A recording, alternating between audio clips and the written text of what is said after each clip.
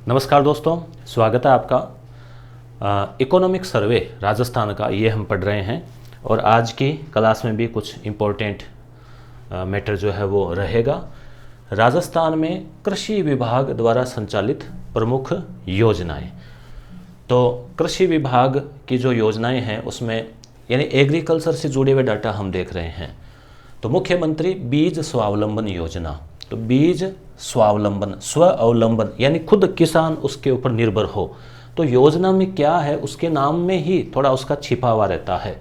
तो अच्छी किस्म के बीज का निर्माण को बढ़ावा देना, यानी किसान खुद जो है वो इस प्रकार से जागरूक हो कि अच्छी किस्म के बीज जो है उसको बढ़ावा दे। सभी 10 कृषि जलवायु जो खंड है, 10 कृषि जलवायु क्षेत्र है, हमने पिछली क्लास में पढ़ा था 10 जलवायु क्षेत्र, आपको याद होगा। फर्स्ट में ABC, फिर सेकंड में AB, थर्ड में AB, फोर्थ में AB और पांचवा, ठीक है। तो सभी में लागू किया गया है। अगला बिंदु है महिला प्रशिक्षण। जो महिलाएं खेती करती हैं तो उनको ग्राम पंचायत स्तर पर महिला कृषकों को 1 दिवसीय प्रशिक्षण दिया जाता है। अगली योजना कृषि विभाग में अध्ययनरत छात्राओं को प्रोत्साहन राशि। इसका इस बजट में भी घोषणा हुई है। कहा गया है कि अगर आप एग्रीकल्चर सब्जेक्ट लेते हैं, आप बालिका हैं कक्षा 11-12 की, और कृषि जैसे विषय होता है ना, इतिहास, भूगोल, राजनीति, वैसे एग्रीकल्चर भी है और अधिकांश स्कूलों में अब खुलने वाला भी है एग्रीकल्चर। तो इसमें स्कोप भी अच्छा है आने वाले समय में। तो आप 12वीं करते हैं तो 5,000 रुपये, आप BA MA या जैसे BSc वो PG लेवल पे आप करते हैं कृषि विषय के साथ में तो 12,000। अगर आप उसमें PhD में एडमिशन लेते हैं तो 15,000 रुपये। कृषि विषय के साथ अध्ययन करने वाली छात्राओं को, केवल छात्राओं को ये छात्रवृत्ति मिलेगी, प्रोत्साहन राशि। तारबंदी, आप किसान हैं और अपने खेत में तारबंदी करना चाहते हैं तो फसल सुरक्षा के लिए, तो उसमें भी सरकार पैसे देती है। कितना? लागत जितनी आई उसका 60% या 48,000, जो भी कम हो, मतलब दोनों में से एक चीज़, दोनों नहीं मिलेगा तो ये जो है उसमें रहेगा। थोड़ी सी ब्राइटनेस कम कर देते हैं। तो अब इसमें जो है 48,000, ठीक है। सीमांत किसान है उसके लिए, और बाकी किसान उनके लिए 40,000 रुपये हैं। 400 रनिंग मीटर, 400 रनिंग मीटर जो है वो उसमें तारबंदी होगी। राजस्थान कृषि श्रमिक संबल मिशन।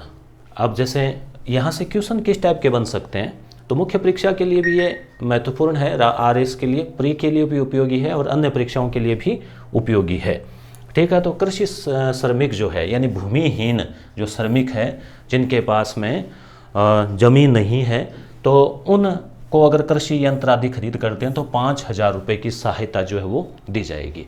अन्य प्रयासों में जैसे सूक्ष्म पोषक तत्व मिनी किट, छोटे किट, बीज मिनी किट मतलब बीजों का पैकेट दिया जाता है। ऑर्गेनिक फार्मिंग, कृषि जो है वो जैविक कृषि, किसान मेला, प्रदर्शनी आदि आयोजित किए जाते हैं।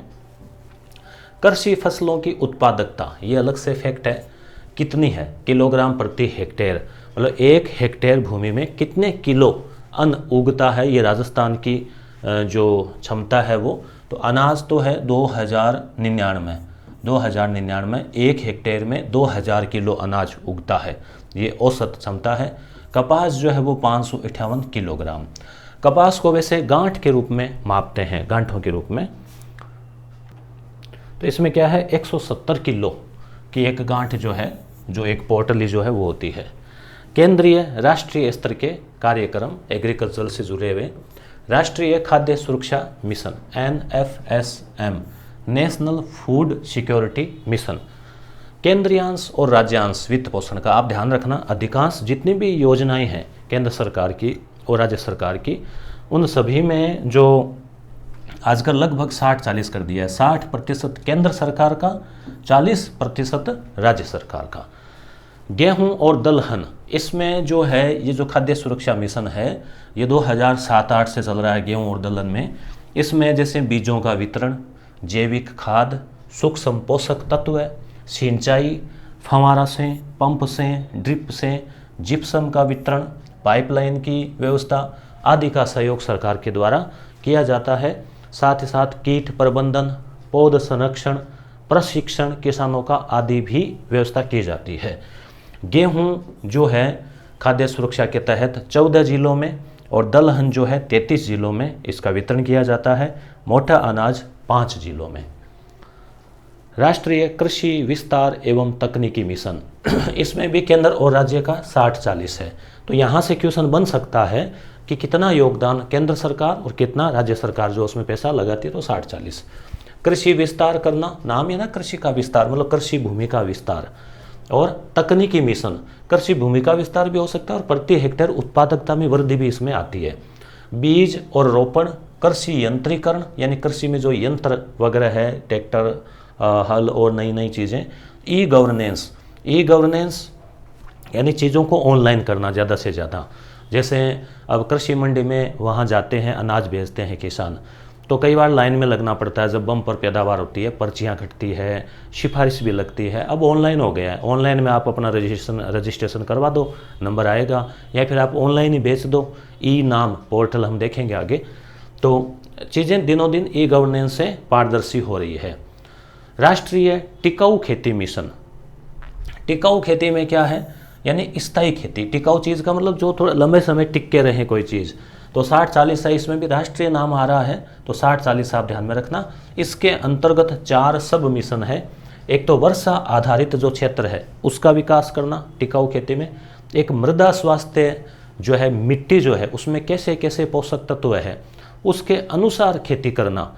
कुछ पोषक तत्वों की कमी है, जैसे मान लो हम बीमार होते हैं तो लैब में जाते हैं, या मान लो नॉर्मली हम जांच करवाते हैं, चेकअप करवाते हैं, तो हर चीज़ में आता है ना, शुगर क्या है, खून की स्थिति क्या है, हीमोग्लोबिन कितना है, सब चीज़ों की जांच होती है, हार्ट की क्या स्थिति है। तो वैसे मिट्टी के सभी पोषक तत्वों की जांच होती है और फिर ये पता चलता है कि ये कम है तो ये चीज़ डालो इसमें, और ये पोषक तत्व ज़्यादा है तो ये फसल उगाओ। तो उसके आधार पर कार्ड बनता है, मृदा स्वास्थ्य कार्ड, और उसका प्रबंधन। कृषि वानिकी, कृषि वानिका का मतलब खेत में ही खेती के साथ साथ वृक्षारोपण या ऐसे वृक्ष उगाना जो कि काफ़ी कीमती होते हैं, तो उससे भी अच्छे पैसे कमाए जा सकते हैं। पर्यावरण संतुलन भी होता है। परंपरागत कृषि, जो खेती हम बिना किसी कीटनाशकों के, बिना खाद के प्राकृतिक रूप से किया करते थे, उसका भी अब वापस बढ़ावा देने की बात चल रही है। ये आप ध्यान रखना। मृदा स्वास्थ्य कार्ड अब तक कितने बन गए हैं? नवंबर 2022 तक की स्थिति में इस आर्थिक समीक्षा में बताया गया है 2,70,520 2,70,520 मृदा स्वास्थ्य कार्ड बन गए हैं। तो यहाँ से भी क्वेश्चन बन सकता है। कितने कितने क्वेश्चन कहाँ से बन सकते हैं, इसको लेकर हमने अधिकांश जो संभावित क्वेश्चन थे वो बना दिए हैं, और करीब 15 टेस्ट इसके आर्थिक समीक्षा के हैं यस गुरु एप्लीकेशन पे, तो आप उसमें अभ्यास कर सकते हैं। ये जो PDF है टेलीग्राम पे वैसे मैं भेजता हूँ, और कंबाइंड PDF आपको एक ही जगह चाहिए, तो यस गुरु एप्लीकेशन में नोट्स का बटन है, फोल्डर है नीचे नोट्स, उसके अंतर्गत आपको मिल जाएगी। प्रधानमंत्री कृषि सिंचाई योजना, तो ये नाम आ रहा है प्रधानमंत्री, तो केंद्र सरकार की है। 60-40 इसमें अनुपात है, 60 केंद्र सरकार, 40 राज्य सरकार। नोडल विभाग उद्यानिकी विभाग इसका है। प्रधानमंत्री फसल बीमा योजना, इसमें जो है फसल बीमा योजना, इसमें फसल की बीमा की जाती है। 2016 से इसमें खरीफ पर भी इसको लागू कर दिया है, पहले ये खरीफ पर नहीं थी। तो इसमें जैसे यहाँ से क्वेश्चन बन सकता है कि रबी की फसल, खरीफ की फसल और वाणिज्यिक कॉमर्शियल या बागवानी फसलें, तो कितना कितना प्रीमियम जो है वो देना होता है किसान को। बीमा की जो प्रीमियम राशि होती है ना, तो 1.5% है रबी में। देखो पहले रबी, फिर खरीफ और फिर वाणिज्यिक। तो नाम जैसे 2, 3, 5 अक्षर बढ़ते जा रहे हैं, वैसे यहाँ पे याद रख लेना, रबी में 1.5, खरीफ के लिए 2% प्रीमियम। और वाणिज्यिक जो फसलें हैं जैसे कपास है, गन्ना है, बागवानी फसलें हैं, कोई बागवानी में जैसे वो चाय कॉफ़ी वगैरह आ जाती है, आम वगैरह, तो उसमें 5%। तो 1.5, 2, 5 ये याद रखना आप, 1.5, 2, 5 रबी, खरीफ और वाणिज्यिक। PM कृषि सिंचाई योजना, ये भी केंद्र सरकार की है। इसमें ड्रिप से सिंचाई होती है, आपको पता है, फव्वारा सिंचाई होती है, और प्रभावी जल प्रबंधन से संबंधित है। उद्यानिकी क्षेत्र की बात करें तो उद्यानिकी, उद्यान मतलब बाग बगीचे, तो बाग बगीचे वही नहीं जो केवल घूमने जाते हैं, बाग जैसे और फसलों के भी लगते हैं। तो ग्रामीण क्षेत्र के जो लोग हैं उनको कृषि प्रसंस्करण और अन्य गौण गतिविधियों के माध्यम से अतिरिक्त रोजगार उपलब्ध कराने के लिए, ये आप यहाँ देख सकते हैं ना, जल का प्रभाव हुआ है यहाँ पे, ठीक है, तो इस स्याही पे तो कराती है। समझ गए ना कि खेती से रोजगार के अलावा जैसे वो बाग उद्यानिकी भी अगर करते हैं, सरकार प्रोत्साहन देती है तो उनको और रोजगार के अवसर मिल जाते हैं, अतिरिक्त रोजगार। उद्यानिकी से जुड़ी हुई कुछ योजनाएं हैं। राष्ट्रीय बागवानी मिशन राजस्थान के 24 जिलों में चल रही है। कृषि विपणन संबंधी कुछ योजनाएं हैं। कृषि विपणन मतलब एग्रीकल्चर मार्केटिंग, भाई किसान ने फसल तो उगा ली, ठीक है, अब वो फसल को बेचेगा कहाँ? सामान्यतः कृषि मंडी में भेजते हैं, सरकारी जो कृषि मंडियाँ होती है उसमें। निजी भी है, कैथोन में आपने पढ़ा होगा, तो वहाँ पे किसान जाता है तो उसको वहाँ थोड़ी सुविधा मिले, उसको असुविधा ना हो, उसको भटकना नहीं पड़े, उसको अफसरशाही में नहीं फंसना पड़े। तो इसके लिए फिर क्या है, सरकार कुछ योजनाएं चलाती है। जैसे एक तो राजीव गांधी कृषक साथी सहायता योजना, तो ये एग्रीकल्चर से जुड़ी हुई है, कृषि से, कृषि विपणन से, कृषि उत्पादन से। तो कृषक साथी यानी राजीव गांधी कृषक साथी यानी किसान के साथी के रूप में ये योजना है सरकार की। क्या साथ मिलता है?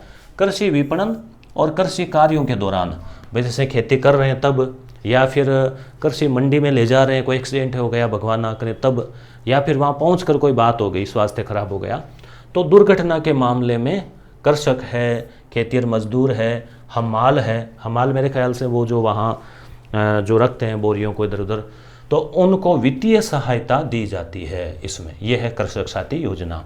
किसान कलेवा योजना, कलेवा आप जानते हैं ना, नाश्ते को बोलते हैं, भोजन को बोलते हैं। तो किसान गाँव से आते हैं कृषि मंडी में अनाज लेके, पूरा दिन लग जाता है, कई बार 2 दिन लग जाते हैं, वेट करते हैं, तो फिर वो खाना कहाँ खाएंगे? बाहर होटल में खाएंगे, महंगा पड़ेगा। तो इसलिए कृषि मंडियों में ही अनुदानित दर पर यानी एक किफ़ायती दर पर भोजन उपलब्ध करवाया जाता है। यह है किसान कलेवा योजना। महात्मा ज्योतिबा फुले मंडी श्रमिक कल्याण योजना, ये भी इम्पोर्टेंट है। मंडी श्रमिक, कृषि मंडी में भी हजारों नहीं तो सैकड़ों लोग तो काम करते ही है, मजदूर भी होते हैं काफ़ी, तो उनके लिए योजना है, 2015 में शुरू की गई थी। एक तो प्रसूति सहायता कि कोई महिला अनुज्ञप्तिधारी श्रमिक यानी जो रजिस्टर्ड वहाँ महिला श्रमिक है, उसके अगर मान लो प्रसूति बच्चे का जन्म होता है तो उस अवधि में 45 दिन की छुट्टी, मान लो आप जैसे गवर्नमेंट कर्मचारियों को मिलती है ना 6 महीने, उस हिसाब से 45 दिन का जो अवकाश मिलता है, तो भी 45 दिन का क्या होगा? मजदूरी के समतुल्य सहायता दी जाएगी। यानी 45 दिन की जितनी मजदूरी बनेगी ना उनकी, भी छुट्टी लेनी पड़ी तो मजदूरी नहीं मिली, अब मजदूर खाएगा क्या? मतलब उसको मजदूरी नहीं मिलती है, तो 45 दिन की मजदूरी के रुपए जो है वो गुणा करके दे दिए जाएंगे। किस हिसाब से? अकुशल श्रमिक की जो मजदूरी है कितनी है, कमेंट करके बताएं। पहले वाले हमने क्लास में देखी थी, 259 रुपये होनी चाहिए। तो ये, और पितृत्व अवकाश भी है। अब जो बच्चे का पिता है, जो पुरुष श्रमिक है, वो प्रसूति अवधि में उसको भी देखभाल के लिए चाहिए ना छुट्टी, तो उसको 15 दिन की छुट्टी मिलेगी, यानी कि 15 दिन की जो मजदूरी होगी वो उसको मिल जाएगी, ताकि वो छुट्टी लेके घर पे रह सकें। विवाह के लिए भी सहायता है। स्वयं का अगर विवाह नहीं हुआ हो रहा है महिला श्रमिक का, तो 50,000 रुपये, और अगर किसी श्रमिक की पुत्री का विवाह हो रहा है तो 50,000 रुपये। कितने अधिकतम? 2 पुत्रियों के लिए, मतलब 50,000 रुपये, 1 लाख रुपये तक। चिकित्सा हेतु सहायता भी मिलती है। अब आजकल तो फिर अब वैसे भी चिरंजीवी और वो सब हो ही गया। छात्रवृत्ति भी मिलती है। मेधावी छात्र, पुत्र या पुत्री दोनों ही है, 60% अगर आए हो क्लास में, 12वीं 10वीं ऐसे कुछ है, तो वहाँ पर उसको छात्रवृत्ति मिलती है। साथ ही साथ ये अलग फैक्ट है, कृषि विपणन बोर्ड का गठन राजस्थान सरकार ने किया है। कृषि विपणन बोर्ड, मार्केटिंग, डिस्ट्रीब्यूटिंग। कृषक कल्याण कोष का भी गठन किया है 1000 करोड़ रुपए से। कृषक उपहार योजना, गिफ्ट, क्यों देखो आजकल थोड़ा लगता है ना, अच्छा कोई भी चीज़ खरीदते हैं तो उसमें कूपन कोड आते हैं, गूगल पे वगैरह पे पेमेंट करते हैं तो भी और भी है ना, तो थोड़ा अच्छा फील आता है और फ़ायदा भी होता है कई बार। तो ऐसे ही अब किसानों के लिए भी कि भाई आप उपहार भी मिलेगा, गिफ्ट भी मिलेगा, ठीक है। ई नाम पोर्टल, ये याद रखना इंपॉर्टेंट है, मैंने टिक भी लगाया इस पर। ई नाम पोर्टल, ये नेशनल एग्रीकल्चर मार्केटिंग इसका पूरा नाम होना चाहिए शायद, NAM, ई नाम, ई मतलब इलेक्ट्रिक। तो ई नाम जो है किससे संबंधित है? कृषि से संबंधित है। 1 जनवरी 2022 को प्रारंभ किया गया था। कृषि उपज जो है, मान लो जो भी आपके हुआ खेत में, उसको आप ऑनलाइन भी बेच सकते हो। इनाम पोर्टल के माध्यम से बेचने पर आपको कूपन मिलेगा, और इसमें कुछ है 10,000 रुपये से अधिक का हम बेचते हैं तो उसमें निश्चित उपहार ऐसा भी है, फिर लॉटरी सिस्टम भी है, कुछ बड़े पुरस्कार भी हैं। तो ऐसे करोड़ों रुपए जो है वो उपहार के रूप में दिए गए हैं, ताकि थोड़े प्रोत्साहित हो, उससे जुड़े लोग, फिर आदत पड़ जाएगी धीरे धीरे। राजस्थान कृषि प्रसंस्करण। प्रसंस्करण क्या होता है? कृषि का जैसे उत्पाद है, उससे कोई नया उत्पाद बना, जैसे मान लो गेहूँ है, अब गेहूँ का वैसे तो सीधा आटा बना लो, पीस के रोटी बना लो, उसी गेहूँ के आटे को जैसे छिलका उतार के करते हैं तो फिर वो मैदा सा बन जाता है, उसी से फिर बिस्कुट भी बनती है। तो वो प्रसंस्करण हो गया, अलग अलग चीज़ें। जैसे दूध है तो उससे पनीर बन गया, उससे मक्खन बन गया, उससे मिठाई बन गई। कृषि व्यवसाय और कृषि निर्यात प्रोत्साहन नीति 2019, याद रखना, ये सन याद रखना इसमें। कब? कृषि निर्यात प्रोत्साहन, कि भी निर्यात को बढ़ावा दो, 2019। तो 12 दिसंबर 2019 को ये जारी की गई। क्या उद्देश्य है इसके? फसल की कटाई के बाद की हानियों को कम करना। तो फसल की कटाई हो गई, उसके बाद की हानियों में जैसे मान लो जो पराली वगैरह जलाने से संबंधित भी हो सकता है, और कोई चीज़ें, किसानों की आय में वृद्धि के उपाय करना, फसलों का मूल्य संवर्धन करना, उस कीमत को बढ़ाना, निर्यात को प्रोत्साहन देना, और प्रशिक्षण पाठ्यक्रम देके किसानों को प्रशिक्षण देकर कौशल विकास करना। कृषक कल्याण कोष, ये भी इम्पोर्टेंट है, प्रश्न आ सकता है कब बनाया, कितने राशि रखी गई है? तो 1000 करोड़ की राशि से 2019 में। देखो 2019 के बाद में क्या 2 साल कोविड आ गया था ना, तो फिर उसमें योजनाएं कम है, 19 में ज़्यादा है, और सरकार को एक ही साल हुआ था आए हुए, तो उस हिसाब से 1000 करोड़ का अतिरिक्त ऋण लेकर कुल 2000 करोड़ रुपए इस कोष में डाल रखे हैं। फिर उन रुपयों से क्या होता है कि किसानों को उपज का उचित दाम दिलाना, कोई और उनको लाभकारी चीज़ें देना। प्रधानमंत्री सूक्ष्म खाद्य प्रसंस्करण उद्योग उन्नयन योजना, यानी कि खाद्य प्रसंस्करण के जो छोटे उद्योग है उनको जो है प्रोत्साहन देने के लिए योजना है। नोडल एजेंसी है राजस्थान राज्य कृषि विपणन बोर्ड, केंद्र और राज्य का 60-40 है वो वित्तीय अनुपात। उद्देश्य क्या है? जैसे प्रयोगशालाओं की स्थापना करना, खाद्य प्रसंस्करण के लिए भंडारण करना, पैकेजिंग करना, विपणन है उसकी, इंक्यूबेशन सेंटर है वहाँ तक पहुँच, अनुसंधान, प्रशिक्षण, पेशेवर और तकनीकी सहायता आदि करना। सौर ऊर्जा आधारित जो है पंप परियोजना, ये भी इम्पोर्टेंट है, सौर ऊर्जा आधारित। इसमें जो है प्रधानमंत्री कुसुम योजना, ये इम्पोर्टेंट है, किससे संबंधित है? कंपोनेंट बी, कुसुम योजना कंपोनेंट बी। तो पीएम प्रधानमंत्री कुसुम का क्या अर्थ है? KUSUM, मतलब के मतलब किसान, यू यानी ऊर्जा, एस यानी सुरक्षा, फिर ऊ से उत्थान, और एम से मैं से महाअभियान, यानी किसान ऊर्जा सुरक्षा के लिए महाअभियान। देखो किसानों की क्या होता है कि खेत में वो सिंचाई के लिए लाइट लेते हैं तो बिजली का बिल महंगा आता है, और हालांकि सरकार सब्सिडी भी देती है, कई बार बिलों को माफ़ भी करती है, परंतु फिर भी बहुत खर्चा होता है। तो अब वहाँ पर जिन किसानों के पास वो कनेक्शन नहीं है बिजली वाला, तो उनको सौर ऊर्जा के पंप सेट यानी बड़ी बड़ी सौर प्लेटें लगा के, और फिर उससे जो कुएं से मोटर जो सौर ऊर्जा से चलेगी, फिर सिंचाई सौर ऊर्जा से होगी तो खर्चा कम आएगा। तो यही है वो कुसुम योजना। इसमें 3 हार्स पावर से 10 हार्स पावर तक की क्षमता की मोटरें जो है वो लगाई जाएगी, सौर ऊर्जा पंप संयंत्र लगाए जाएंगे, जिसमें 60% अनुदान जो है ना वो दिया जाएगा। समझ रहे हैं इस बात को कि किसान, मान लीजिए 1 लाख रुपए लगे, 1 लाख से होता कुछ नहीं है, मान लो 1 लाख लगे तो 60% सरकार ने दे दिए उसके, यानी 60,000।